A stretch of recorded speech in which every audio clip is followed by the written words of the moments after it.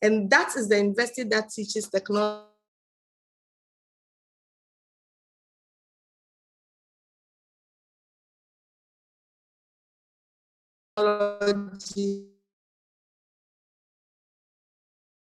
And that's the university that is struggling now to increase the number of women in STEM programs. So what has worked is basically high level of awareness, some commitment to policies to address the issue.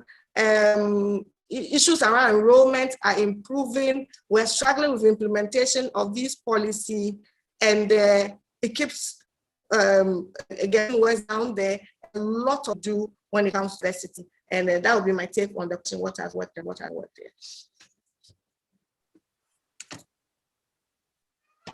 Yes, Ali, you are muted. You are speaking, but you are muted, please. Yeah, thank you so much.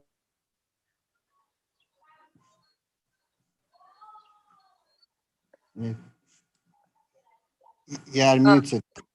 Degafo, I also wanted to just pull your attention to 5 questions that are in the chat. So if you would like me to read them out loud or take a few at a time, please let me know.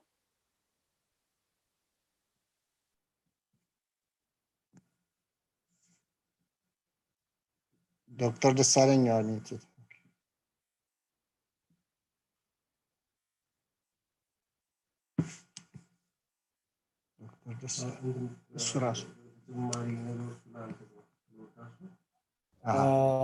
Sorry, everyone, I'm back. My internet is also struggling as well, so sorry for that. So I will be asking Dr. Solomon to reflect on some of the questions we have. Dr. Solomon, as you are working as in one of the public universities in Ethiopia with a big number of students with diversity and with students with disabilities, and what are your experiences on the challenge of addressing diversity, equity, and inclusion? What are the experience of the University of Gondar, and what are the challenges, and what are the experience of your university? Thank you. Can you hear me now? Yes, yes. Okay. Thank you, Dr. Desalegn. As you all know, higher education should give priority or due attention or diversity, equity, and inclusion in their strategy. The reason why I said is that there is low awareness on disability and inclusion on the continent.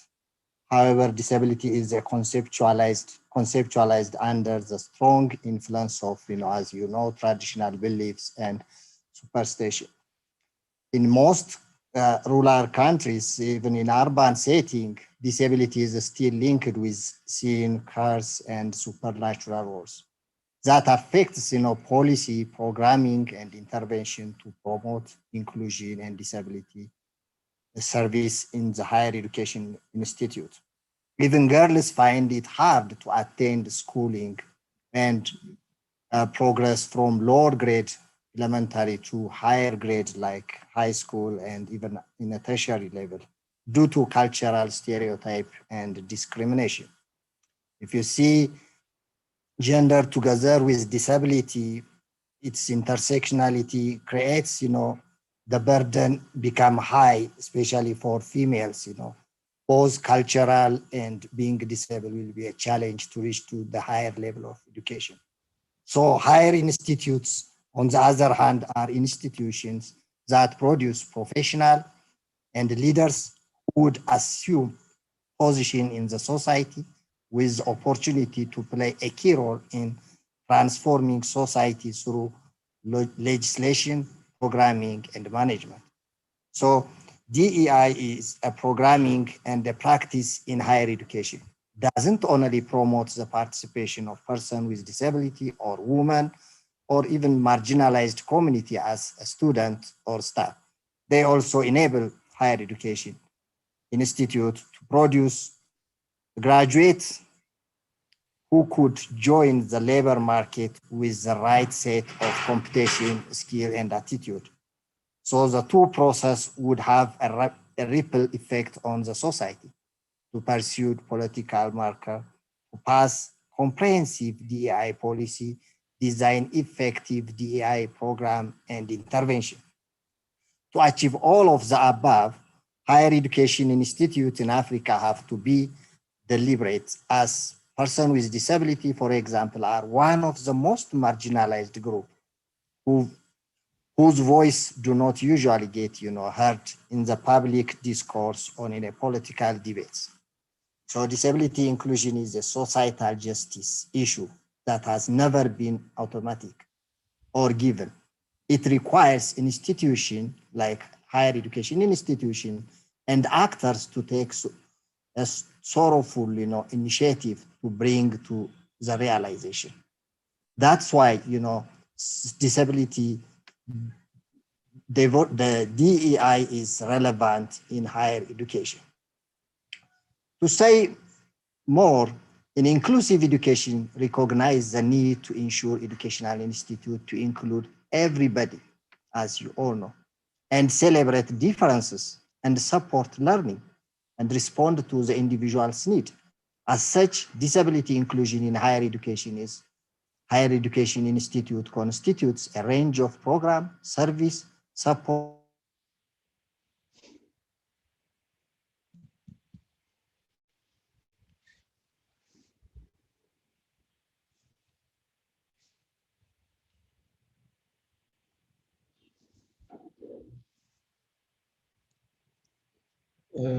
It seems that we are missing Dr. Solomon. Yes, I think we cannot hear him.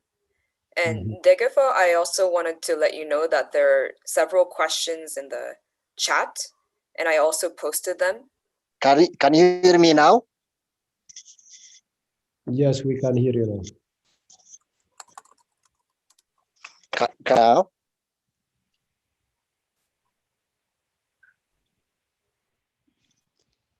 Sorry, there is unstable connection and I'm using my mobile data.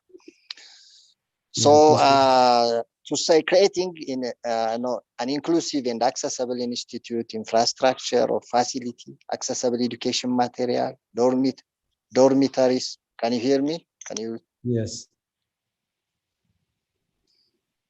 Hello? Yes, we can hear you. Please go ahead. We can hear you, Dr. Solomon. Shall I proceed if it is? Sure, please go ahead. Okay, thank you. So providing reasonable accommodation is very important. Okay. Like, providing reasonable accommodation is really very important to have, access education opportunity for person with disability, like sign language translation assistant, assigning assistant to a person with disability, depending on the type of disability they have, because this management is, a case-by-case management, because the individual to individuals, have person with disability having hearing loss or multiple disability require a different assistive support. So the other challenge in higher education is curriculum design and its implementation. So this creating, promoting awareness on disability inclusion, organizing a disability day event, workshop in inclusion, training, and special needs skills are some of the very important in addressing awareness about inclusion in the higher education institutes. And the other important issue is mainstreaming disability in the institute policy and strategy, as well as the program and service. Education share a lot with institutes that have additional challenge in higher education on disability and inclusion beliefs. And the other one is overreaching policy and strategies that govern and monitor the programming and implementation of disability inclusion service. And the last one is resource constraint, and there is low private or charitable contribution in Africa with regard to inclusive education. Over to you. Yeah, thank you so much, Dr. Solomon. Before we go for breakout sessions, I would like to add a few questions for other panelists as well. So maybe to Laura, from your experience at Kepler, what is your experience? I know that you are working on employability as well as career development. So what are the challenges in employability for students with disabilities, all issues in diversity, inclusion, equity issues. So can you tell us your experience on career development and employability? Thank you very much. So at Kepler, the experience we have so far, the students living with disabilities we have now are not yet to go to employment. They are still in the program. But I'll talk the experience overall in the institutions here in Rwanda. First and foremost, the higher education institution, when they're going to admit students with disabilities, they are very according to disabilities that they can accommodate. For instance, like people with deaf and dumb, they require programs that could be very expensive for the institution. So most of the institution, when they are going to admit, they again admit students who are fully independent. And this will leave outside the students who need other programming so that they can learn effectively. After the programs, when they get to the job market, also the perception and the mindset that any person living with disability will cost the organization a lot of money and time. People believe that people living with disabilities have also health issues that are consistent, like maybe coming to work late. They will be maybe required to change all the office settings, or they will be required to give a lot of money for the insurance, all sorts of that. So it is very important to keep advocating on the employers that if we were able to teach these students for 4 years, 5 years, or 6 years, it's very obvious that they have skills and they're able to be productive to the workplace. Also, in the job adverts, in most cases I have seen, they make sure that the adverts are closed to all categories of people. Let's say if on your job advert you don't put that you're not discriminating, and put the job description that are really closed, that are really tight to people with disabilities to apply, then this means that already it is exclusive to people living with disabilities. So it's still small number on the employment, even though we have policies that highlight that they should be to the workplace and work like other people, but the implementation of those policies are still a huge problem. But the more we continue to advocate, the more we get people with disabilities graduate who demonstrate that they can really do the work as other people do, the more we are going to open the employers' doors to make sure that the people with disabilities are very welcomed. But at this moment, still we are having issues with the employment of people living with disabilities. Thank you. Yeah, thank you so much, Laura. Coming back to Dina. Dina, would you like to address some of the questions we're having from the participants in the chat box? I can mention some of the questions. One question from Alex is there any difference between diversity, equity, inclusion in the West as well as in Africa? And so I saw that question. Okay, great.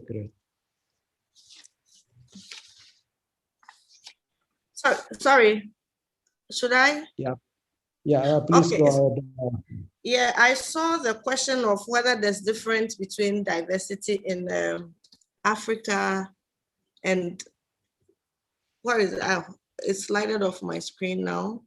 In Africa and the West. The question was, yes, the difference between DEI in the West, like Western countries, and Africa. Yes, the context is extremely important to everything we do. And that's why you keep hearing the narrative, it's not a one size fits all.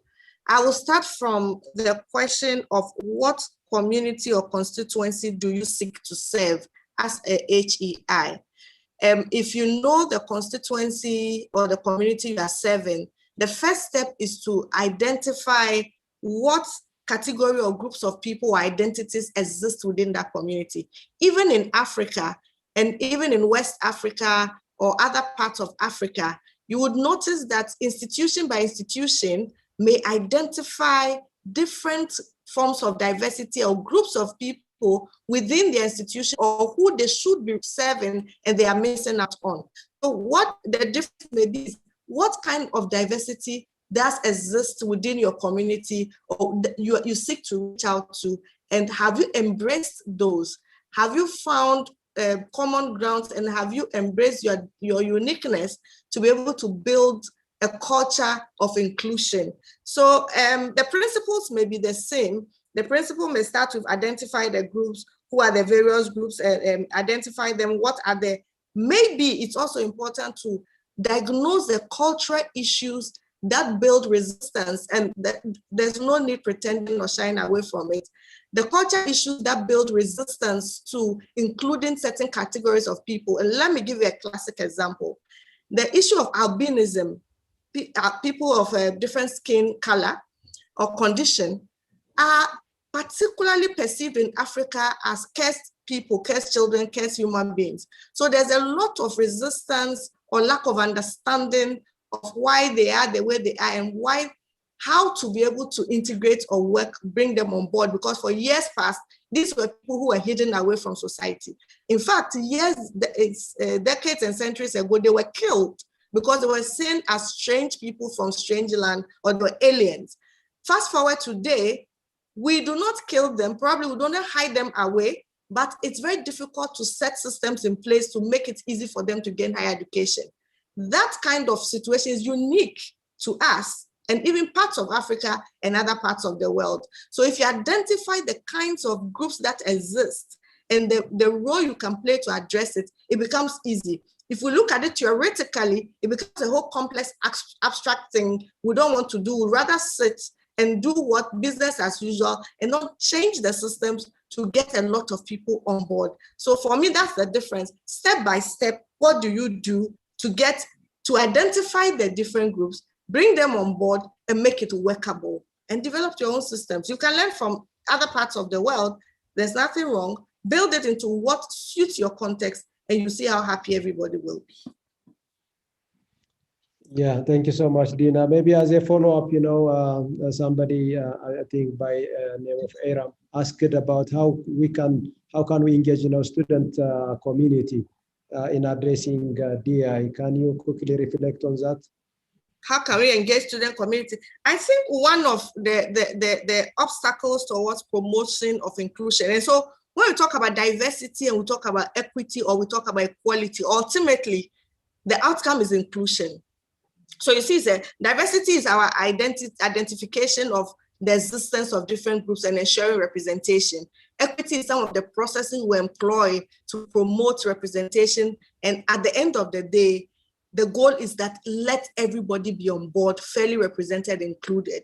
So one of the obstacles is a lack of awareness. a lot of myths and misconceptions and stereotypes about people, especially when they do not look like us or belong to our group.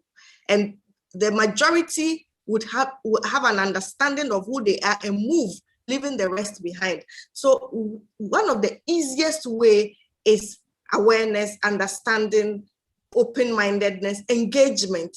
And if you take Ashesi, for example, they're very thorough and detailed in how they address diversity issues. They want from entry, there's a way that staff and students are welcome. And you see, if you leave it as talk shop and the institution itself does not set systems in place to bring everyone on board and to create representation and inclusion, it will be difficult for students as one unit of the institution to act differently from the organization. Leadership, by example, if our institution is extremely repulsive to people with disabilities, that people with hearing impairment and vision impairment are struggling to survive, how do you expect the student body as a unit to be receptive and supportive of each other?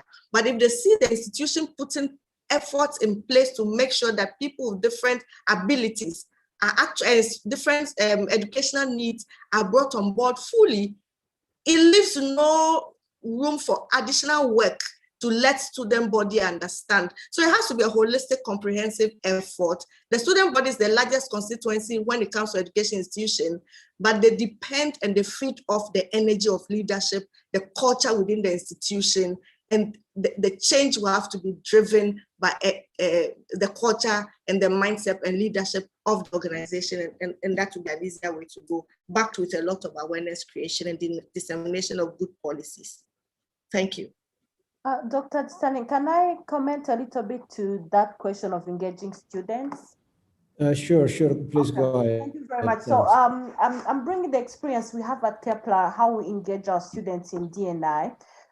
First of all, D&I is one of the Kepler 5 core values. So whoever comes to Kepler is onboarded, either staff or students. We have orientation week every time that students come in at Kepler, admitted at Kepler, and we introduce them to the D&I and the policies around D&I, including sexual harassment, including discrimination. We don't expect them at the first week or 2 weeks or months to be to understand really what D&I is, because it's even a new concept in our African context.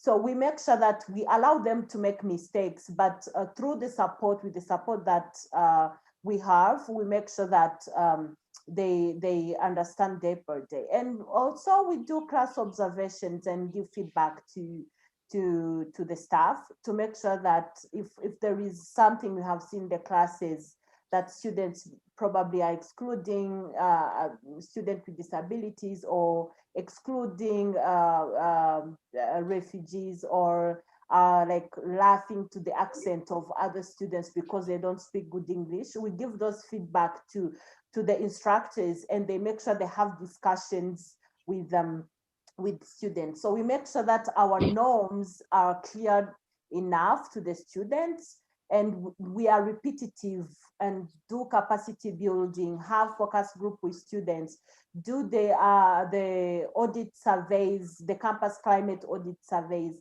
to make sure that we are correcting mistakes, because we expect mistakes to happen when we are from different background, different history, when we have different beliefs, different religions. We expect mistakes to happen, but we make sure that we give people time to learn, and we give people time to do their research. We share articles, videos, time to time, to make sure that the whole community at Kepler understand what D&I is, so that they can be able to help or to uphold that culture at Kepler. Thank you. Yeah, thank you so much for your reflection, Laura.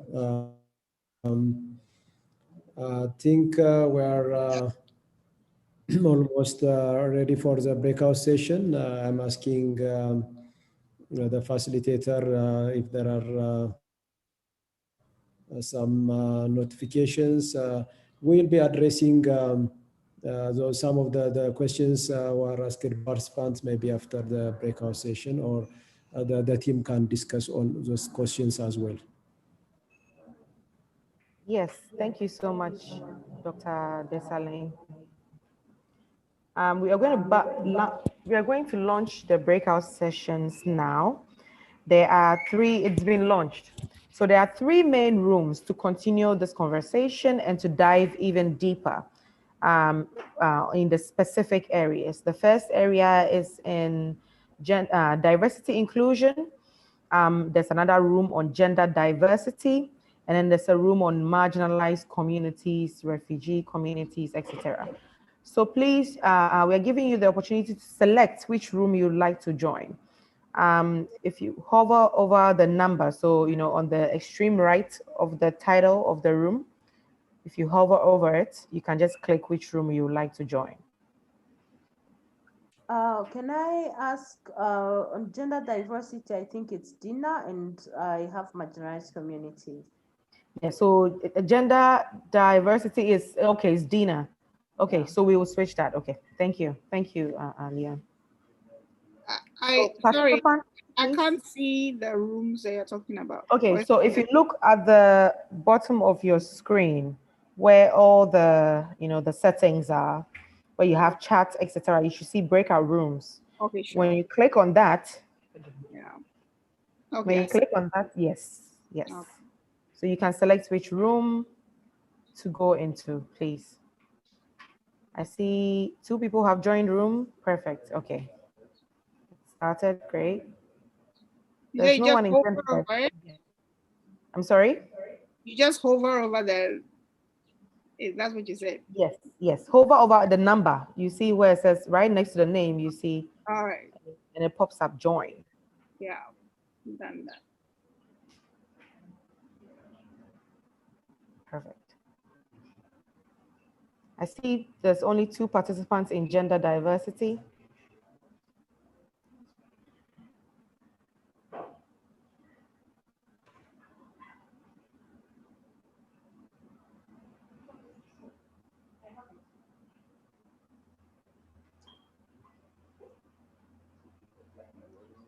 You may send a chat directly if you're having trouble and need help, or you may just ask out loud here.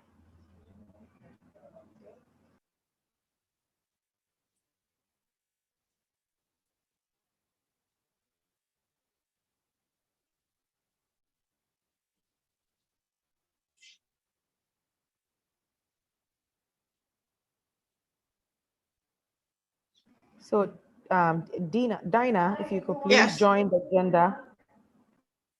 Yeah. Please join the gender group. Yes. Sorry, it's labeled wrongly, but if you just join that group, that'd be great. Okay, perfect. I see a few more participants still in the main room.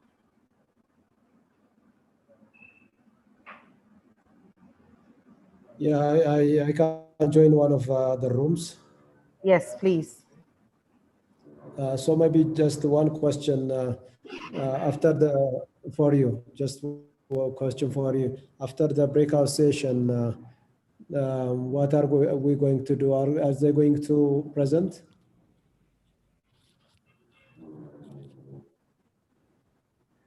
After the breakout session, I'm sorry, can you say that again?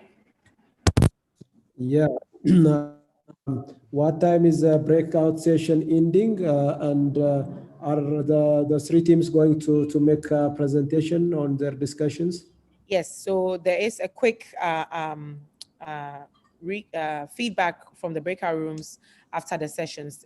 This will be done by the facilitators in the breakout rooms who are the panelists.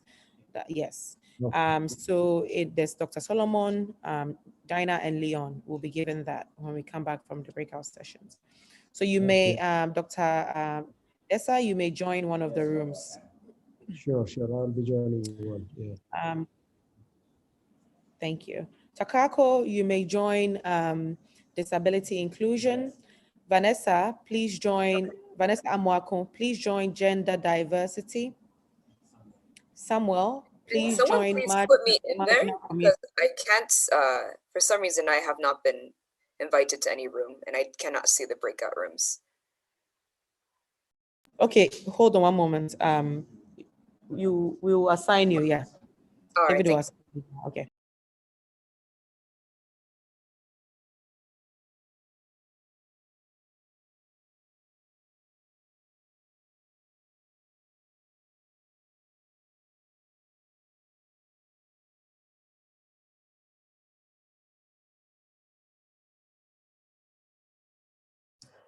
Please, am I heading into marginal communities? Is that Samuel? Yes, please, that's Samuel. Yes. Have you been assigned? I can join. I see the join Yes, option. join. Please join. Yes. Yes, join. please. Thank you. Awesome.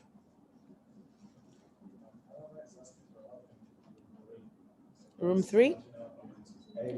Okay.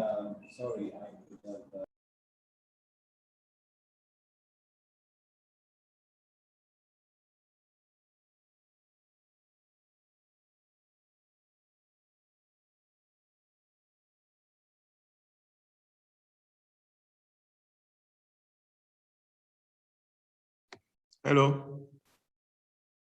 Hello. Yeah, I don't know which room to join and stopped. Okay. Let's see. Which room would you like to join? Gender diversity, disability inclusion, or marginalized communities?